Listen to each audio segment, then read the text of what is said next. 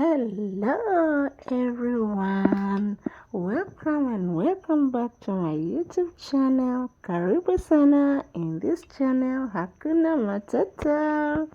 It's another beautiful day.